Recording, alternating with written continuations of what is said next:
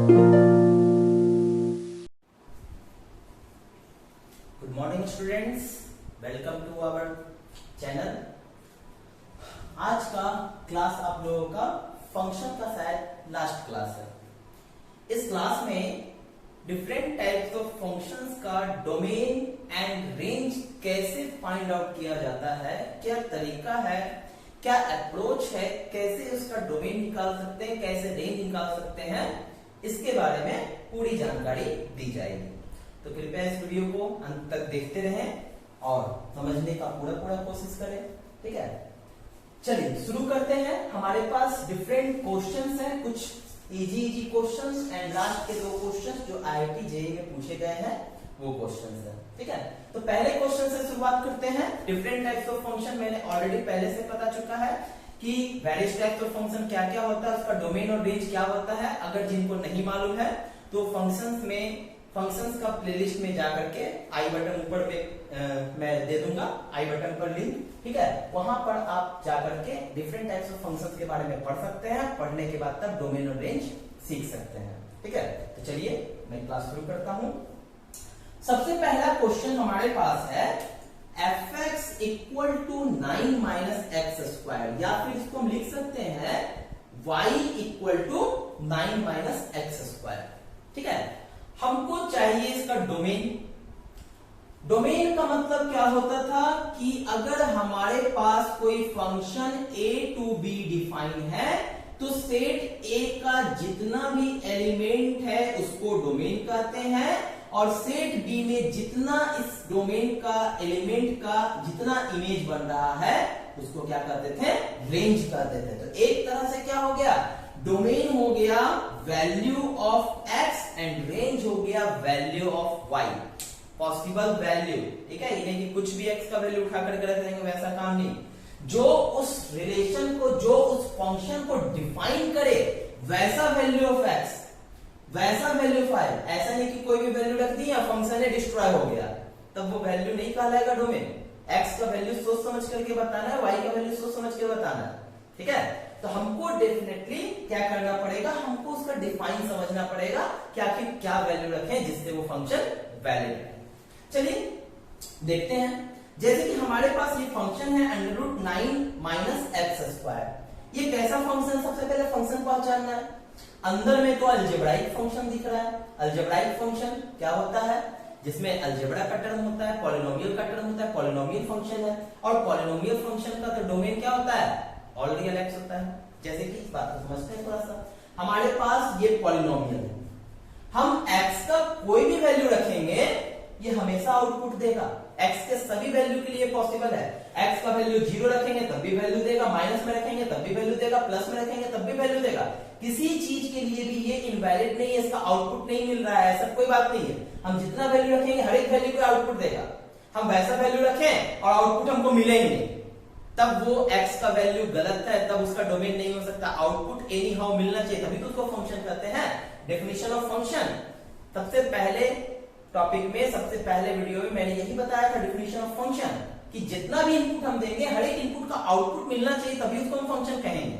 ठीक है ना, तो हम x के हर एक वैल्यू में इसका हम वैल्यू निकाल सकते हैं। x का कोई भी ऐसा वैल्यू नहीं कि यहां पर रखें और आउटपुट हमको ना दे। इसका मतलब ये जो पॉलिनोमियल फंक्शन हमारा जो आया है, ये पॉलिनोमियल फंक्शन कैसा होता है, इसका जो डोमेन होता है वो होता है x बिलोंग्स टू R, मतलब x का कोई भी वैल्यू रखेंगे ये डिफाइंड है। तो हम पहले पहचाने कि इसके पास क्या है, पॉलिनोमियल फंक्शन है। पॉलिनोमियल फंक्शन का क्या होता है, डोमेन R होता है। चलो कोई दिक्कत नहीं है। उसके बाद हमारे पास फंक्शन है स्क्वायर रूट का।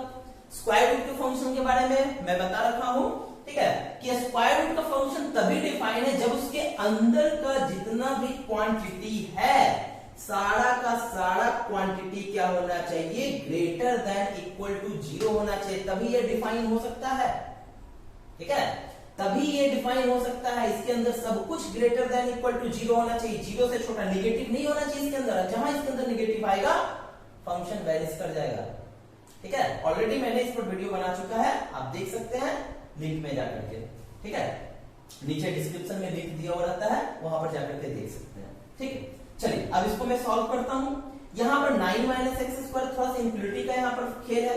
इनइक्वालिटी में बता देता हूं मैं, 4 तरह की इनइक्वालिटी होता है। एक होता है greater than equal to, less than and less than equal to. ये 4 तरह की इनइक्वालिटी होता है। इक्वल के जैसा ये बिहेव नहीं करेगा, इक्वल के जैसा लगेगा लेकिन इक्वल के जैसा इसका बिहेवियर नहीं होता है। इनइक्वालिटी का मतलब होता है एक साइड अगर बड़ा है तो दूसरा साइड छोटा होगा, ठीक है। ये इक्वलिटी का मतलब होता है, इनइक्वालिटी का मतलब होता है।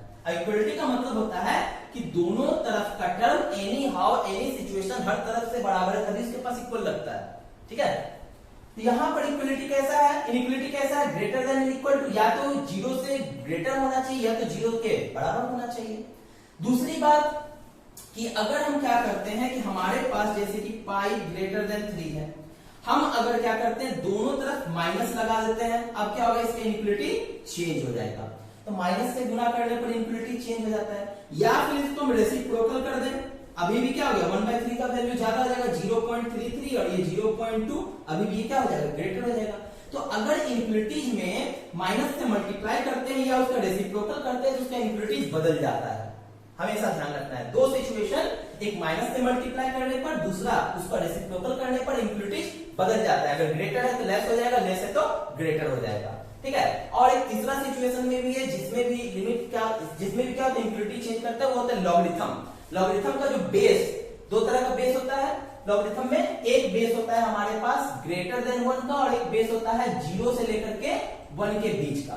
इसमें फंक्शन डिक्रीज कर रहा होता है और इसमें फंक्शन इंक्रीज कर रहा होता है। तो इस वाले केस में तो इनइक्वालिटीज का कोई फर्क नहीं पड़ेगा, लेकिन अगर उसका बेस 1 से छोटा रहा 0 से बड़ा रहा तो ऐसे सिचुएशन में जब हम लॉग हटाएंगे तो इनइक्वालिटीज क्या होगा, बदल जाएगा, उसका इनइक्वालिटीज चेंजेस, ठीक है। और इसमें कोई भी चेंज नहीं आएगा। ये 3 तरीके से इनइक्वालिटी बदल सकता है, इस बात को हमेशा ध्यान रखना है क्योंकि ये डोमेन रेंज के लिए बहुत ही इंपॉर्टेंट चीज है, ठीक है। आगे बढ़ा जाए। अब यहां पर हमको क्या करना है, x का वैल्यू फाइंड आउट करना है। कभी भी x का वैल्यू फाइंड आउट करने के लिए हम क्या करेंगे, x को हमेशा पॉजिटिव रखने का कोशिश करेंगे। यहाँ पर x नेगेटिव है, माइनस कॉमन ले लिया जाए, x² - 9 ग्रेटर देन 0। अब हमको यहाँ से माइनस हटा देते हैं। अगर यहाँ से माइनस हटाएंगे तो माइनस हटाने के लिए क्या करना होता है, जैसे कि हमारे पास क्या है -x² equal to, by the way मान लेते हैं -x = 4 है। तो जनरली क्या करते हैं, डायरेक्ट x = -4 लिख देते हैं बिना कुछ सोचे समझे, खैर इक्वलिटी कोई दिक्कत नहीं है। लेकिन ये हुआ कैसे, ये होता है कि हम क्या करते हैं, इस पर भी -1 और इधर भी -1 से गुना करते हैं दोनों तरफ, ताकि ये माइनस माइनस प्लस हो जाए और इधर -4 हो जाए, ठीक है। इस तरह से करते थे। यही चीज हम यहाँ पर करेंगे। यहाँ का माइनस हटाने के लिए रियलिटी में कर क्या रहे हैं हम यहाँ भी -1 से मल्टीप्लाई कर रहे हैं, यहाँ भी -1 से मल्टीप्लाई कर रहे हैं, इधर तो 0 से मल्टीप्लाई खत्म हो जाएगा। लेकिन यहाँ तो माइनस खत्म होगा माइनस से गुना करने के बाद, बट माइनस से गुना करने पर क्या होता है, इफेक्ट साइन चेंज हो जाता है। जब भी माइनस से गुना करेंगे या माइनस हटाएंगे उसका साइन हो जाएगा चेंज। इसका भी साइन क्या हो जाएगा, चेंज। ग्रेटर देन था, लेस देन आ गया, माइनस भी हट गया, ठीक है। माइनस हटाने के बाद साइन चेंज हो जाता है। अब इसको हम लिख सकते हैं x+3 × x - 3 less than equal to 0, बिल्कुल लिख सकते हैं। अब हमको x का वैल्यू निकालने के लिए x = 3 x = -3 नहीं लिखेंगे, बिकॉज ये इक्वलिटीज नहीं, ये इनइक्वलिटीज है। हम यहां पर क्या यूज करेंगे, साइन स्कीम, ठीक है। क्या यूज करेंगे, साइन स्कीम का यूज करेंगे। इसमें क्या होता है कि हम एक नंबर लाइन बनाते हैं, उस नंबर लाइन पर इधर होता है -∞ और इधर होता है +∞, है ना। और बीच में 0 कहीं होता है, 0 को दिखाना नहीं है, ठीक है। अब x का पॉसिबल वैल्यू यहां पर से क्या कहे, +3 एक -3 है, तो डेफिनेटली +3 और -3 का इस तरह से सीक्वेंस बनेगा, माइनस वाला पहले प्लस वाला बाद में। अब इतना करने के बाद ये पूरा नंबर लाइन 1 2 3 पार्ट में डिवाइड हो गया। अब 3 पार्ट में डिवाइड होने के बाद किस पार्ट में पॉजिटिव वैल्यू देगा, किस पार्ट में नेगेटिव वैल्यू देगा, ये भी देखना है। तो अगर 3 से इनफाइनाइट के बीच की बात करते हैं तो कोई भी एक वैल्यू उठा करके रख लेते हैं, 5 उठा करके रख लेते हैं। 5 उठा करके यहाँ रखेंगे तो ये ओवरऑल क्या देगा, पॉजिटिव, क्योंकि 5 3 8, 5 में 3 गया तो 2, मतलब ये वाला इंटरवल कैसा रहा, पॉजिटिव रहा। -3 और 3 के बीच कोई भी वैल्यू उठा ले, 0 ले लेते हैं, 0 ले लेंगे, ये पॉजिटिव, ये negative, positive into negative, negative हो जाएगा, मतलब यहाँ पर कैसा साइन आ गया, नेगेटिव। हम जो भी वैल्यू रखेंगे इन्हें की फंक्शन में उठाकर रख देना है। जब भी रखेंगे जिसके हिसाब से साइन स्कीम लगा ले उसमें उठा करके रखेंगे वैल्यू, उसके हिसाब से साइन स्कीम बनेगा। तो हम इसके हिसाब से साइन स्कीम बना रहे हैं, ठीक है। -3 और 3 के बीच 0 ले लिए, 1 भी लेते सेम यही कंडीशन आता, 1 plus 3 4, 1 minus 3 minus 2, 4 into minus 2 negative देगा -8, निगेटिव आ गया ना, कोई वैल्यू रखेंगे। उसी तरह से माइनस इंफिनिटी माइनस 3 के बीच, चलिए -5 रखते हैं, -5 माइनस 3 -8 -2 सॉरी, -5 माइनस 3 -8, इधर भी माइनस इधर भी माइनस, माइनस माइनस क्या हो जाएगा प्लस, यानी कि ये साइन कैसा हो गया प्लस का, ठीक है। और अगर इतना नहीं करना है तो सिंपल सा तरीका बताते हैं कि अगर हमारे पास x पॉजिटिव है, इनइक्वालिटी में x अगर पॉजिटिव है, शुरुआत पॉजिटिव से होगा, x यदि निगेटिव है हम यहां से भी कर सकते थे, साइन स्कीम बना सकते थे, ठीक है, लेकिन ये ज्यादा बेटर रहेगा, कोई कंफ्यूजन नहीं रहेगा। x पॉजिटिव है तो पॉजिटिव से स्टार्ट करेंगे, और अगर सारे पर जितना भी टर्म है सबके पास ऑड पावर है, 1 3 5 7 9 ऑड पावर है, कुछ नहीं करना, अल्टरनेट साइन लगा देना है, plus minus plus minus plus minus plus minus लगाते चले जाना है, एकदम बिल्कुल सही आएगा। लेकिन अगर इवन पावर होगा तो हमको चेक करना पड़ेगा, तब तो वहां पर गड़बड़ हो सकता है, ठीक है, ये बात का ध्यान रखना है, ठीक है।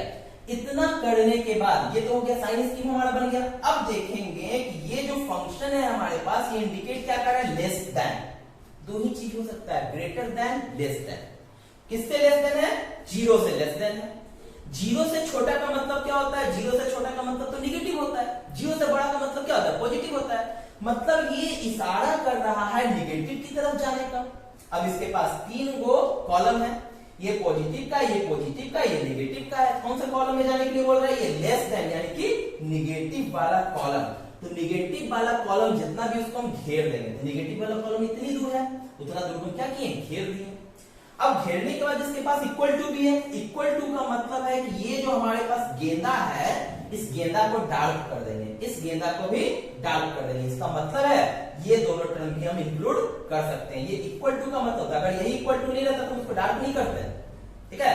डार्क करना डार्क नहीं करना वो डिपेंड करता है इक्वलिटीज है या नहीं है, इंक्लूड करने का वो साइन है।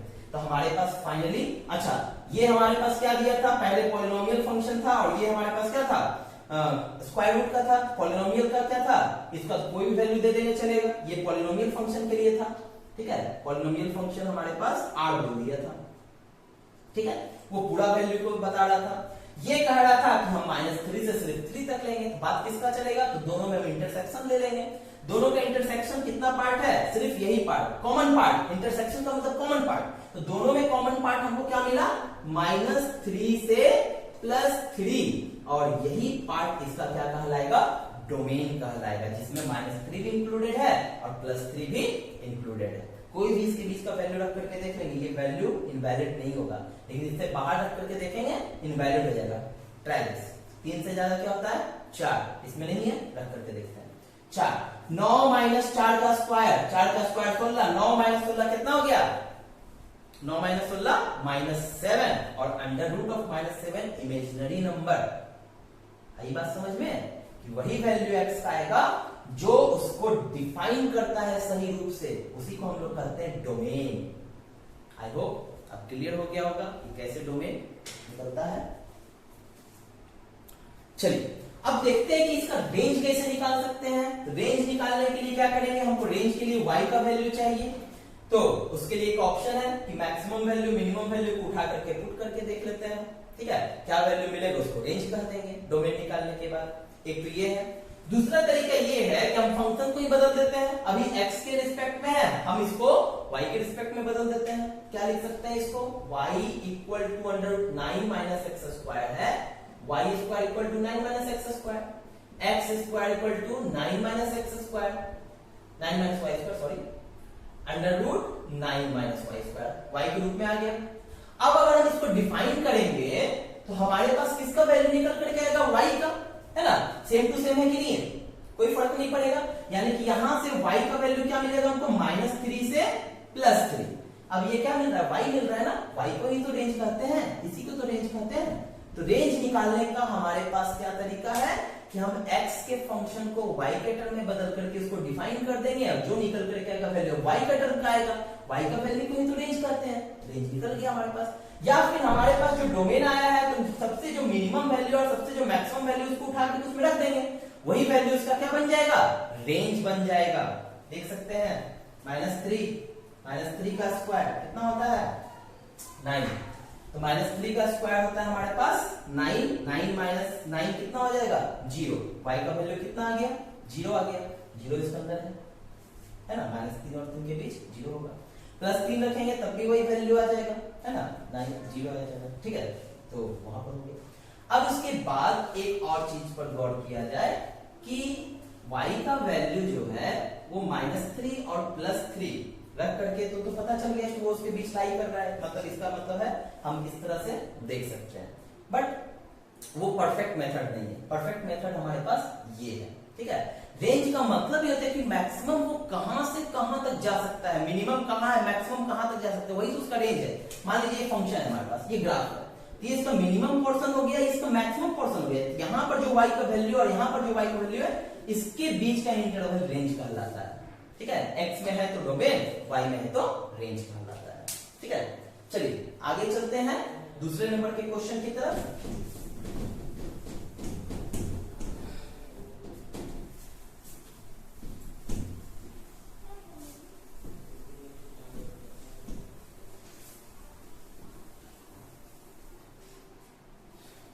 Question number 2, y equal to x upon √x+1। चलिए यहां पर देख रहे हैं कि ये सबसे पहला बात तो ये रेशनल फंक्शन है p बटा, क्या देख रहे हैं कि हमारे पास जो fx है x बाय √x+1, ठीक है। इसमें क्या है, ऊपर में पॉलिनोमियल है, नीचे क्या है रेशनल फंक्शन है। रेशनल फंक्शन का मतलब हो गया हमारे पास denominator does not equal to 0 और उसके साथ साथ ये स्क्वायर रूट भी है। स्क्वायर रूट क्या कहता है कि इसके अंदर का जो भी वैल्यू है वो क्या होना चाहिए, ग्रेटर देन इक्वल टू 0 होना चाहिए। अगर इसको सॉल्व करेंगे तो दोनों तरफ स्क्वायरिंग कर देते हैं, तो हमारे पास x का वैल्यू क्या आ गया, नॉट इक्वल टू 1, यानी कि x का वैल्यू सब कुछ ले सकते हैं लेकिन -1 के बराबर नहीं ले सकते हैं।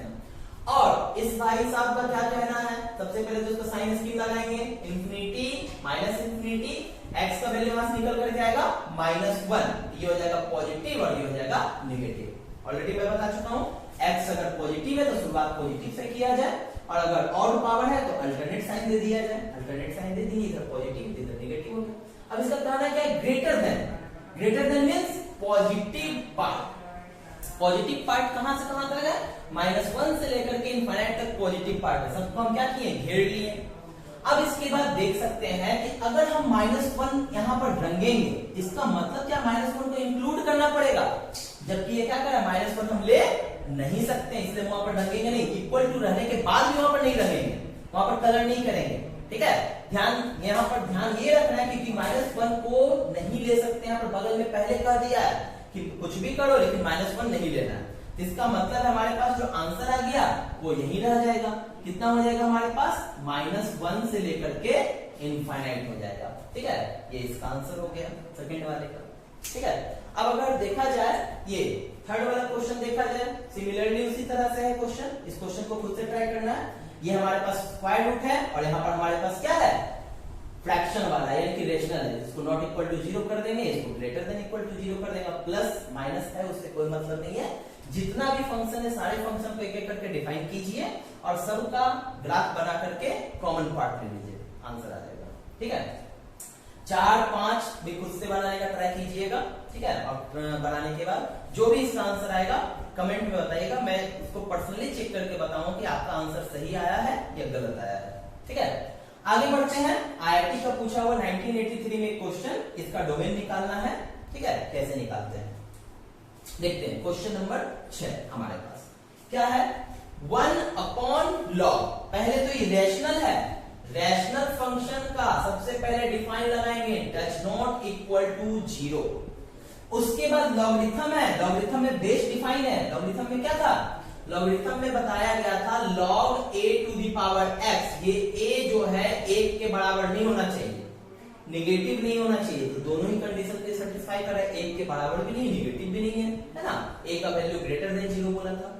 ऊपर जो था उसको कहा गया था कि इसका वैल्यू हमेशा 0 के ग्रेटर होना चाहिए। ये इस चीज को डिफाइन नहीं कर रहे थे, इसको डिफाइन करने का कोशिश करेंगे 1 माइनस एक्स ग्रेटर देन 0, ठीक है। इसका काम हो गया। बगल वाले पर चलते हैं, अगर यहाँ माइनस भी रहता तो कोई दिक्कत नहीं होता, काम ऐसे ही चलेगा, ठीक है। अंडर रूट में है। अंडर रूट का क्या कहानी है, ये तो कहता है ग्रेटर देन इक्वल टू 0 होंगे, कोई बात नहीं, इसको कर देंगे ग्रेटर देन इक्वल टू 0। अब सॉल्व करना शुरू करते हैं। यहां से हमको लॉग हटाना है तभी x का वैल्यू मिलेगा।